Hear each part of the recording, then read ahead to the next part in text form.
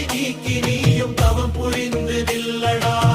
தவம் புரிந்து வாழ்வதென்ன தற்பதத்தை தேடுவதே, நவம் நிறைந்த உடம்பினுள்ளே நாதம் வந்து ஒலிக்குமே.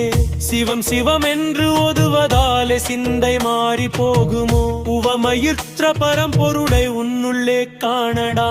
ஓடி ஓடி பிறப்பதென்ன உற்ற செல்வம் தேடுவதென்ன, தேடி வைத்த பொருளதெல்லாம் தேய்ந்து போகுமல்லவோ. அறமிகு அடிகளார் மேற்கொண்ட யோக மார்க்கம் பாரடா, புறத்தை வென்று அகத்தை ஆளும் புனிதமான நிலையடா. இரமான மூச்சை அடக்கி கும்பகத்தில் நின்றவன் கரையிலாத சோதி கண்டு கையிலை நாதன் ஆவனே.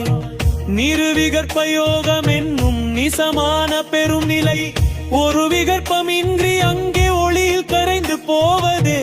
கருவிகரணங்கள் ஒடுங்கி கனல் மேலே ஏறியே, அருவி போல பாயும் அமுதம் அருந்தி நிற்பாரடிகளா. மனக்கவலை கொள்வதென்ன மாயை செய்த சூழ்ச்சியே, தனக்கொருவர் இல்லை என்று தவித்துரைப்பதெண்டா.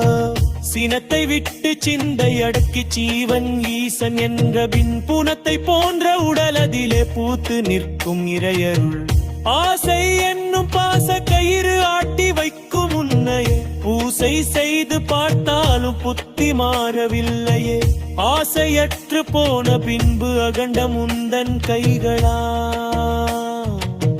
ஓசையற்ற மௌனத்திலே உறைந்து போகுமே தூமலமோ. அனதிநாதர் காட்டிய வழி அணுவுக்குள்ளே போவதே, வினதி காலம் தெரியாமல் விமலன் நாம சொல்லடா. அனதி காலம் கடந்து நின்ற காரண பொருளையே, அனதி ஆசை விட்டு கண்டு தவம் புரிந்து நில்லடா. வாசி யோகம் அறிந்த பின்பு வாழ்க்கை வேறு ஆகுமே. காசி ராமேஸ்வரம் எல்லாம் காலுக்கடிய தோன்றுமே. மூச்சை இழுத்து மேலே ஏற்றி மூல கனலை தூண்டினால் ஆச்சரியம் அங்க தோன்றும் ஆதி சிவன் தெரிவாரே. ஓடி ஓடி பிறப்பதென்ன உற்ற செல்வம் தேடுவதென்ன, தேடி வைத்த பொருளதெல்லாம் தேய்ந்து போகும் அல்லவோ. சரணாகதி அடைந்து விட்டால் சலனம் ஏதும் இல்லையே, மரணமில்லா பெருவாழ்வை வழங்கி நில்பாஈசனே. நாரணன் சேயாக வந்து நற்பதம் நீ பெருகவே, அறமிகு அடிகளார் சொன்ன வருகில் சிந்தை தந்து காக்குமே.